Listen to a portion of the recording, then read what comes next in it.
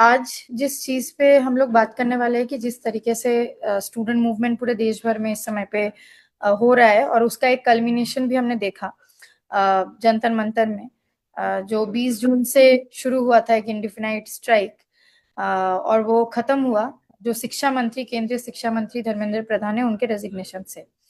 लेकिन हमने देखा है कि 2014 में बीजेपी आने के बाद शिक्षा व्यवस्था का हालत बहुत ही बदतर से बदतर होते जा रहा है।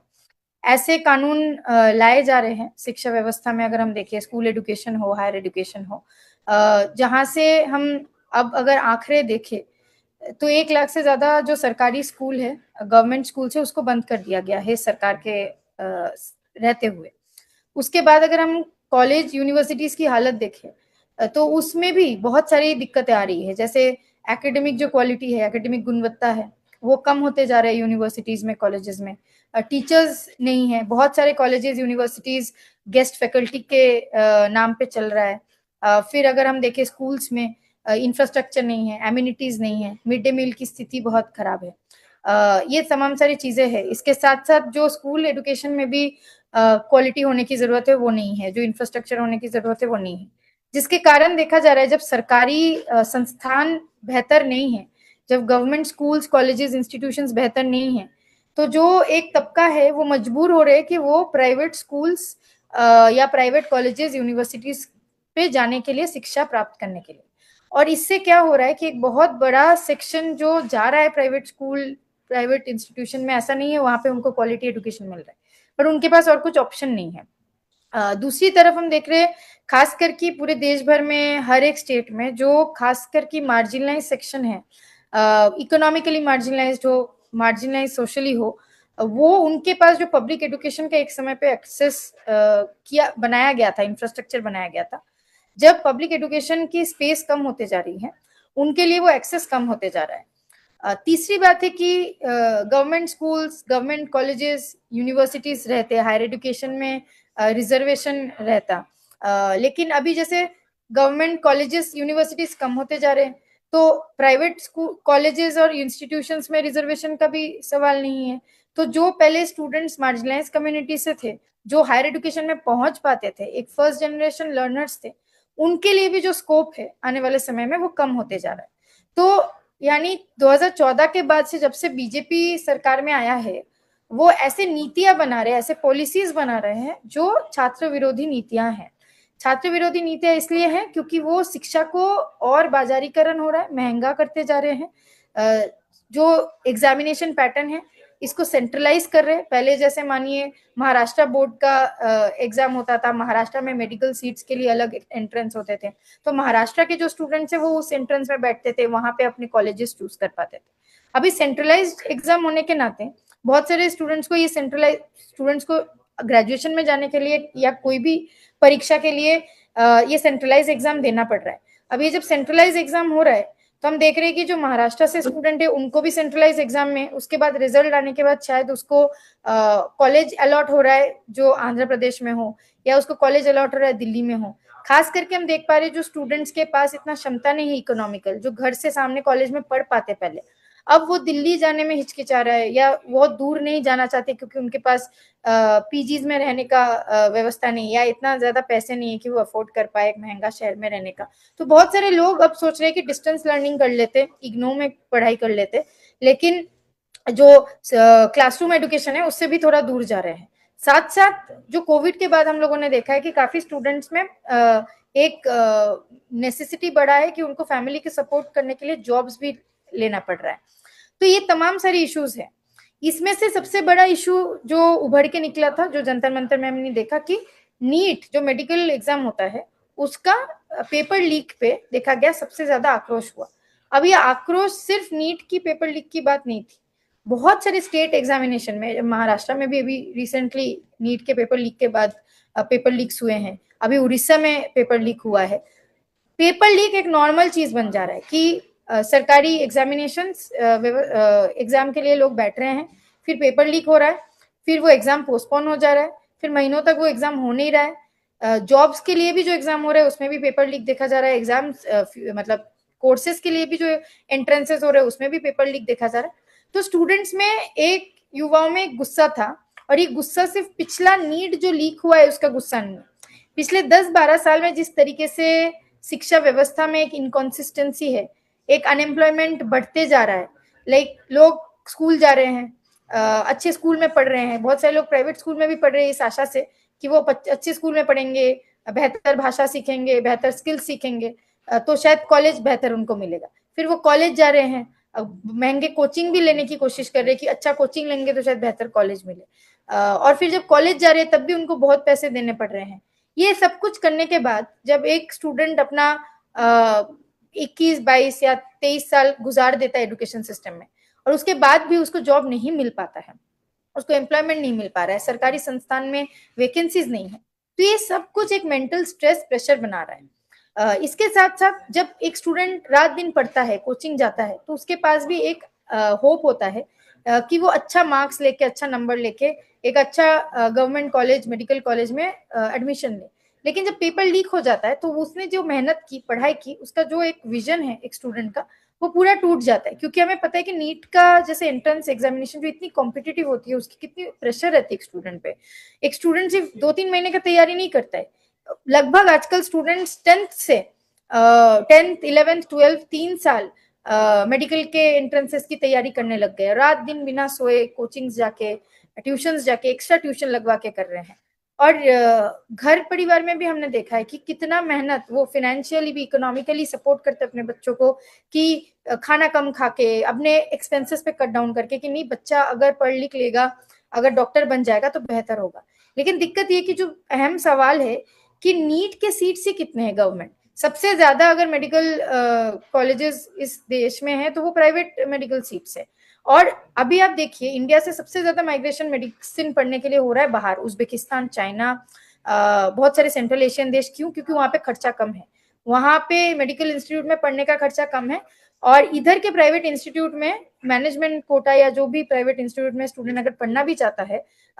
तो उसको 1 करोड़ 50-60 लाख से ऊपर देना पड़ता है। तो ये नॉर्मल कोई भी फैमिली ऐसा नहीं हो सकता जो बिना लोन के इस चीज को अफोर्ड कर पाए। और खास करके जो मजदूर किसान ऐसे वर्ग के बच्चे हैं, वो तो कभी सपना भी नहीं देख सकता कि वो डॉक्टर, इंजीनियर आज हमारे देश में बन सकता है, क्योंकि गवर्नमेंट अगर ऑप्शन और पब्लिक इंफ्रास्ट्रक्चर नहीं रहेगा तो नहीं। तो ये एक गुस्सा था। और जब नीट का पेपर लीक हुआ, हमने देखा 1 महीने के अंदर लगभग 18-19 स्टूडेंट्स का सुइसाइड हुआ, हमारे सामने आया कि स्टूडेंट्स इतने मेंटली वल्नरेबल हो गए, इतना मेंटली फील करने लगे स्ट्रेस, कि स्टूडेंट ने सुइसाइड किया। और उससे एक गुस्सा उभरा। और फिर हमने देखा 15 मई को, इसी दौरान जब ये नीट का पेपर लीक हो रहा है, ये सब चीजें चल रहे हैं, तो सीजेआई जो है, चीफ जस्टिस ऑफ इंडिया, वो एक हियरिंग के दौरान बोलते हैं कि जो स्टूडेंट यूथ है वो कॉकरोचेस है, पैरासाइट है। और उससे एक गुस्सा उभर के जो हमने देखा, कॉकरोच जनता पार्टी या कॉकरोचेस जो शब्द है जिसको इंसल्ट करने के लिए सीजेआई ने रिमार्क यूज किया था, उससे एक रेजिस्टेंस बन जाता है। मतलब इस जनरेशन का जो स्टूडेंट यूथ है उसने उस रिमार्क को, कॉकरोचेस को एज अ सॉलिडेरिटी टर्म बनाया कि तुम हमें कॉकरोचेस बोल रहे हो, लेकिन ये सिस्टम की गलती है कि वो हमें गटर के कॉकरोचेस बना रहे हैं, ये हमारी गलती नहीं है। अगर सिस्टम खराब है तो उन नेताओं की वजह से खराब है, जो इस नेता के बच्चे खुद बाहर पढ़ते हैं और वो सिस्टम पे ध्यान नहीं दे रहे हैं। पेपर लीक हो रहा है, अनएम्प्लॉयमेंट का इतना रेट हाई हो रहा है, लेकिन उनको कोई घंटा फर्क नहीं पड़ता, और हम जो बच्चे इस सिस्टम के अंदर पीस रहे। और वो सेंटिमेंट बहुत तगड़ा, बहुत आग की तरह सोशल मीडिया में फैला, और सोशल मीडिया में भी काफी ज्यादा सपोर्ट इस चीज को मिला। उसके बाद 6 तारीख को पहली बार जंतर मंतर के अंदर एक प्रोटेस्ट किया गया, उसमें भी हमने देखा किस तरीके से जनता आए, सपोर्ट दिए। और फिर 20 तारीख से 37 दिन हम लोग लगातार जंतर मंतर में बैठे रहे। अब एसएफआई जैसे संगठन लगातार पिछले कई सालों से जो नई शिक्षा नीति है इसके बारे में लोगों को जागरूक कर रहा है। कैंपेन हुआ है, हमारे जत्थे हुए हैं, हमारे कॉलेज, यूनिवर्सिटी, स्कूल कैंपेन्स हुए हैं। रिसेंटली आप सभी को पता भी होगा कि एसएफआई ने कैंपेन शुरू किया है, स्कूल बचाओ आंदोलन बोल के, जो हमने पिछले कन्वेंशन भी किया है ग्वालियर मध्य प्रदेश में, जहाँ पे सबसे ज्यादा स्कूल्स को बंद किया गया है बीजेपी सरकार आने के बाद से। तो ये सारे कैंपेन्स हम लोग उठा रहे हैं, और उसी का नतीजा है कि ये जो कैंपेन्स देश भर में एसएफआई जैसे संगठन उठा रहे हैं, उसका भी एक रिफ्लेक्शन हम लोग देख पाए हैं कि ये जो गुस्सा ऑर्गेनाइज हुआ है, तो जब ये कॉकरोच वाली रिमार्क भी हुई तो काफी ज्यादा स्टूडेंट्स रिलेट कर पाए हैं कि क्यों हमें प्रोटेस्ट करने की जरूरत है। और फिर जंतर मंतर में ये प्रोटेस्ट लगातार 30-35 दिन तक चला। उसमें से हमने देखा कि उस बीच प्रोटेस्ट का 28 जून से जो एडुकेशनिस्ट है, साइंटिस्ट है और एनवायरमेंटलिस्ट भी है, सोनम वांगचुक जी, वो उस धरने का सपोर्ट में आते हैं और वो खुद बोलते हैं कि वो हंगर स्ट्राइक करेंगे अगर सरकार ये बात नहीं मानता है और स्टूडेंट्स का नहीं सुनता है।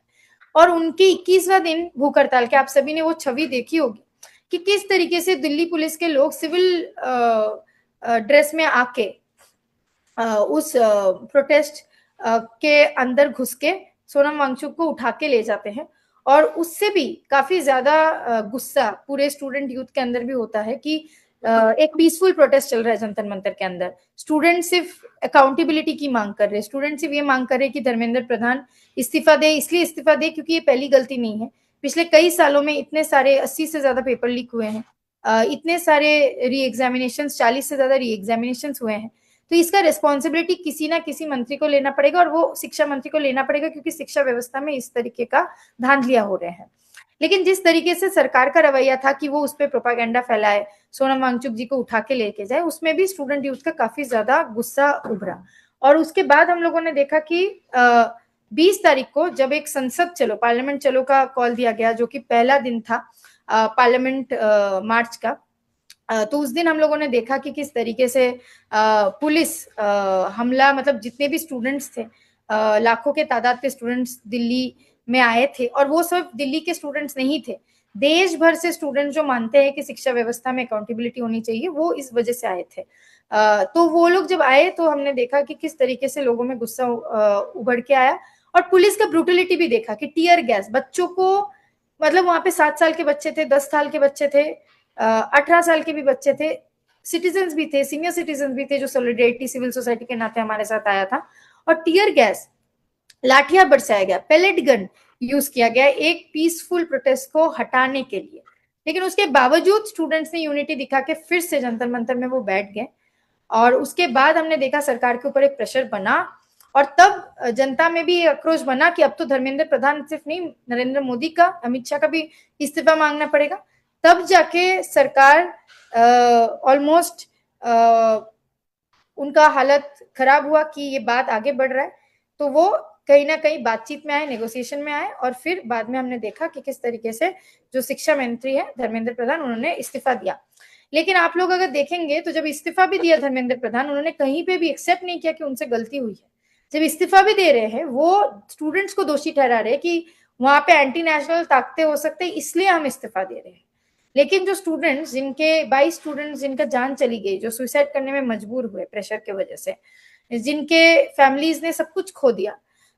उनके लिए सहानुभूति, अकाउंटेबिलिटी कुछ भी इस सरकार के अंदर नहीं है।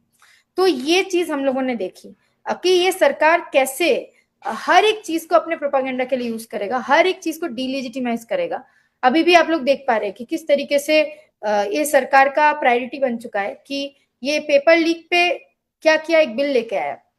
और उस बिल में क्या है कि पहले 3 साल का अगर जेल होता तो अभी 5 साल का होगा, अगर 5 साल का कुछ होता तो 10 साल का होगा, अगर पहले आपको 50,000 फाइन, मतलब 30,000 फाइन देना पड़ता था तो अब 50,000। ये तो यही बात बोल रहे हैं ना कि पेपर लीक हो जाएगा तो हम कितना क्रिमिनल पनिशमेंट देंगे। लेकिन ये सरकार ऐसा कुछ बिल नहीं ला पाया जिससे पेपर लीक ही खत्म हो, किसी भी स्टूडेंट को अगले बार पेपर लीक पे अपना आवाज ही ना उठाना पड़े। इस पे इनका कोई सोल्यूशन नहीं है, क्योंकि ये जो माफिया राज एजुकेशन सिस्टम में चल रहा है, इसको नहीं खत्म करना चाहेगा ये सरकार, क्योंकि उनसे इनकी कमाई होती है,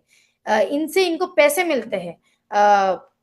अपनी राजनीति चमकाने का। तो इसीलिए ये कभी भी नहीं चाहेंगे कि शिक्षा में बाजारीकरण को खत्म किया जाए, क्योंकि शिक्षा में बाजारीकरण खत्म होगा, स्टूडेंट ज्यादा से ज्यादा पढ़ेंगे, उनको फ्री एक्सेसिबल एजुकेशन मिलेगा तो ज्यादा स्टूडेंट्स हायर एजुकेशन में जाएंगे, उनको स्कॉलरशिप मिलेगा तो ज्यादा वो हायर एजुकेशन में जाएंगे, वो पढ़ेंगे तो वो अपना चीजें मांगेंगे, वो पूछेंगे समाज में कि उनकी नौकरी कैसी है, बाकी चीजें कैसी है। जब पढ़ेंगे ही नहीं, जब पढ़ ही नहीं पाएगा एक बहुत बड़ा तबका देश का, तो वो क्या ही पूछेगा, वो क्या पूछ पाएगा। तो वो एक बहुत बड़ा साजिश है कि ये एक बहुत बड़ा तबके को अनपढ़ रखने का, या उनके पास सामाजिक कैपेबिलिटी ना हो नेगोशिएट करने का। मानिए कि आज हमारे पास पीएचडी है तो हम नेगोशिएट कर पाएंगे कि कैसी क्वालिटी ऑफ नौकरी हमें चाहिए, लेकिन कल अगर मेरे पास ग्रेजुएशन भी नहीं होगा तो मेरे पास नेगोशिएट करने का भी मौका नहीं होगा कि मुझे किस तरीके की नौकरी चाहिए। सामने वाला मार्केट में जाके जो मुझे नौकरी देगा मुझे करना पड़ेगा मजबूरन, क्योंकि मेरे पास वो अवसर ही नहीं है कि मैं अच्छा डिग्री ला पाया। तो यही ये चाहते हैं कि देश में ऐसा एक बहुत बड़ा तबका रहे जिसके पास ये कैपेसिटी, ये सोशल कैपेसिटी ना रहे, सामाजिक कैपेसिटी एंड कैपेबिलिटी ना रहे, और उसको जो काम दिया जाए, चाहे फैक्ट्री में दिहाड़ी मजदूर का, चाहे 50 रुपए प्रति घंटा उसको काम करना पड़े, कम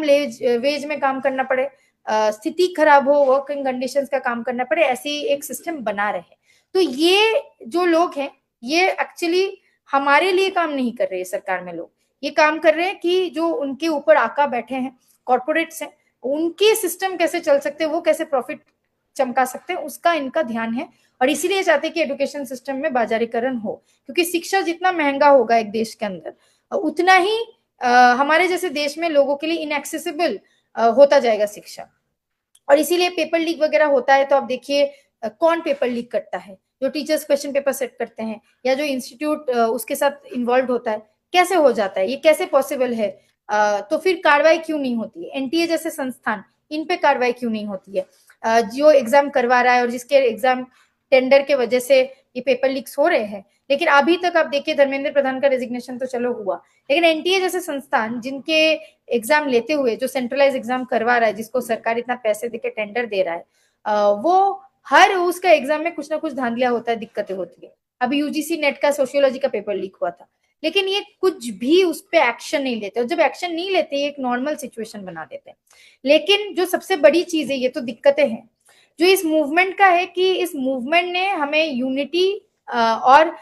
जो हमारी इंपॉर्टेंस है बोलने की, उसका ताकत दिखाया है कि अगर जनता, युवा सटीक तरीके से, यूनाइटेड तरीके से अपने मुद्दों पे बोले और यूनाइटेडली लड़े, तो हम कुछ भी चीज हासिल कर सकते हैं। शिक्षा के बहुत बड़े बड़े मुद्दे हैं, शिक्षा पे और भी डिटेल मुद्दा है जिसपे एसएफआई जैसे संगठन बाकी संगठनों के साथ एक साथ एकजुटता करके लड़ रहा है, और लड़ने भी जरूरत है, क्योंकि अभी भी शिक्षा व्यवस्था में रिफॉर्म नहीं हुआ है। एक धर्मेंद्र प्रधान को हटा के प्रहलाद जोशी को बना देना शिक्षा का रिफॉर्म नहीं है। हाँ, अकाउंटेबिलिटी जरूर फिक्स हुई है कि सरकार को अभी पता है कि अगर अगले बार कोई गलती होगा तो स्टूडेंट्स चुप नहीं बैठेंगे, युवा चुप नहीं बैठेंगे, वो पूछेंगे, इस्तीफा भी मांगेंगे और इस्तीफा करवाएंगे, इसका डर है उनमें। लेकिन अगर सही में शिक्षा व्यवस्था को बेहतर करना है तो हमें सबको कलेक्टिवली जागरूक होकर यूनाइटेडली कैंपेन्स, संघर्ष जारी रखना है। हमें इंश्योर करना है कि ज्यादा से ज्यादा पब्लिक एजुकेशन के स्पेसेस को जो बंद करवाया गया है उसको फिर से खुलवाया जाए, नए जगह स्कूल्स, कॉलेजेस, यूनिवर्सिटीज और बने, और सिर्फ ये नहीं कि नेशनल कैपिटल्स में बने। जैसे जो ट्राइबल एरियाज है, बहुत सारे ऐसे एरियाज है अभी भी वहां पे कॉलेजेस नहीं है, दूर दूर तक कॉलेजेस नहीं है, यूनिवर्सिटीज नहीं है। क्यों नहीं है? अभी भी बहुत सारे ऐसे इलाका है जहां से बच्चों को दिल्ली तक आना पड़ता है पढ़ने के लिए, बेटर क्वालिटी एजुकेशन के लिए। क्यों ऐसा है? आज भी इतने साल बाद आजादी के ऐसा सिचुएशन क्यों नहीं है हमारे देश के अंदर कि हर एक स्टेट में अपनी लोकल यूनिवर्सिटीज, लोकल बेहतर एजुकेशन व्यवस्था हो। तो इन तमाम सारी चीजों में बात करना है। लेकिन जो मूवमेंट जंतर मंतर में हुआ और उसके बाद पूरे देश भर में जो मूवमेंट फैला, हमने देखा कि स्टूडेंट्स ने एकजुट तरीके से सोशल मीडिया का एक बहुत बेहतरीन रोल यूज करके, लेकिन ग्राउंड में स्टूडेंट्स ने एक हिम्मत दिखा के बात रखी। और उसका हम देख भी रहे हैं कि जब से ये मूवमेंट खत्म हुआ, दिल्ली पुलिस किस तरीके से मतलब हमें टारगेट करने की कोशिश कर रहे हैं, स्टूडेंट्स को, जो लोग भी वहां पे फोरफ्रंट में रहे हैं। बाकी राज्यों में भी, महाराष्ट्र में हमें पता चला, केरल में हमें पता चला, बिहार में आप देखते हैं पुलिस ऑफिसर AK-47 निकल जाते हैं एक स्टूडेंट को मारने के लिए। तो ये परमिशन उनको कहाँ से मिल रही है कि एक स्टूडेंट प्रोटेस्ट से वार्तालाप ना करके, नेगोशिएट नहीं करके, डायलॉग नहीं करके, वो सबसे पहले गोली तान के निकल जाते हैं। जैसे मानिए कि इस देश के स्टूडेंट अगर वो सिस्टम के खिलाफ बोल रहे हैं, जैसे मानो वो खुद ही टेररिस्ट हो गए हैं। तो ऐसा जो बर्ताव है सरकार का, इससे जो जनरेशन अभी जेड, जिसको जेनजी बोला जा रहा है, वो काफी परेशान है। और सबसे खूबसूरत चीज जो इस मूवमेंट में हुआ है कि इस जनरेशन के स्टूडेंट यूथ, जिन्होंने हर एक ब्रूटलिटी को, हर एक अटैक को एकदम मीम के तरीके से, हंसी मजाक से झेला। तो वो एक बेहतरीन चीज है जो हम लोगों ने इस मूवमेंट से सीखा, जो क्रिएटिविटी स्लोगन्स की है, जिस तरीके से उन्होंने काउंटर किया कि उधर से गोली आ रहा है, उधर से लाठियां बरसाई जा रही है, उधर से टीयर गैस आ रहा है पुलिस से, लेकिन इस तरफ से स्टूडेंट्स बहुत मजे से बोल रहे कि आपको कितना मारना है आप मारो, आप क्या करना चाहते हो। अब तो पूरा मतलब हमारा जो भविष्य है वही तो अंधेरे में है, तो आप मार के और क्या कर लो। मतलब स्टूडेंट्स की जो रिस्पॉन्स थे वो काफी पॉजिटिवली उन्होंने हैंडल किया, और उन्होंने बोला कि हम तब तक दम नहीं छोड़ेंगे जब तक धर्मेंद्र प्रधान का रेजिग्नेशन नहीं हो जाता है। तो इस मूवमेंट से एकजुटता, इस मूवमेंट से क्रिएटिविटी, इस मूवमेंट से यंग जनरेशन का जो हौसला है कि जो डरा नहीं, जो निडर रहा, निहत्थे थे लेकिन साथ साथ निडर थे कि हमारे पास टीयर गैस नहीं थे, हमारे पास लाठियां नहीं थे, हमारे पास बंदूक नहीं थे, लेकिन हम क्या थे, हमारे पास सोच थी, हमारे पास ये सोच थी और ताकत थी अपनी सोच की कि हम लड़ेंगे, हम तब तक लड़ेंगे, डेमोक्रेटिकली लड़ेंगे, पीसफुल लड़ेंगे जब तक ना कि हमारी बात सुनी जा रही है। और वही ताकत आखिर में हमने देखा कि सक्सेसफुल रहा।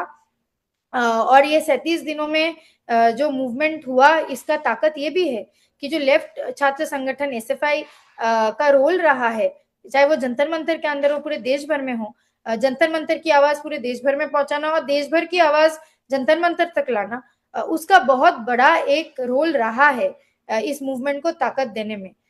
तो ये एक और चीज है जो जंतर मंतर की इस मूवमेंट को ताकत दिया थे, क्योंकि जब जंतर मंतर में हजारों लोग बैठे थे तो देश भर में, चाहे वो महाराष्ट्र हो, बंगाल हो, बिहार हो, सब जगह में आंदोलन चल रहे थे। हमारे एसएफआई के जो बिहार के स्टेट प्रेसिडेंट है कांति, वो खुद 40 दिन जेल में थी। किस वजह से जेल में थी? क्योंकि वो अपने जिले में एक डिग्री कॉलेज की मांग करते हुए एक स्ट्राइक कर रही थी। उसी दौरान जब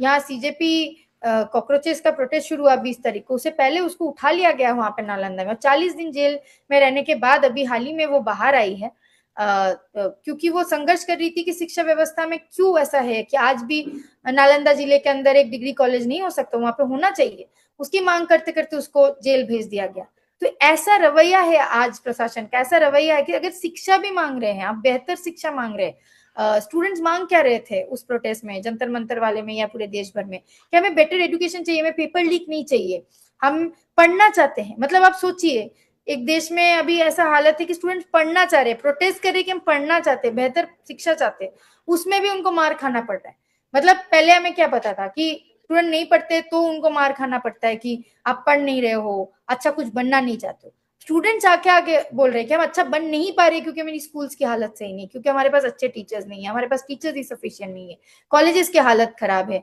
यूनिवर्सिटीज की हालत खराब है, फीस इतना बढ़ रहा है तो हम पढ़ेंगे कैसे, क्वालिटी एजुकेशन कैसे मिलेगा। स्टूडेंट्स खुद चल के आके बोल रहे हैं, और उसके बावजूद हम देख रहे हैं कि किस तरीके से लाठियां गोलियां उन पे बरसाए जा रहे हैं। तो यही पूरा अगर हम देखें इस मूवमेंट का स्ट्रेंथ था, हमारी छात्र समुदाय का, युवा समुदाय का यूनिटी। और इस यूनिटी से ये भी समझ आया कि अगर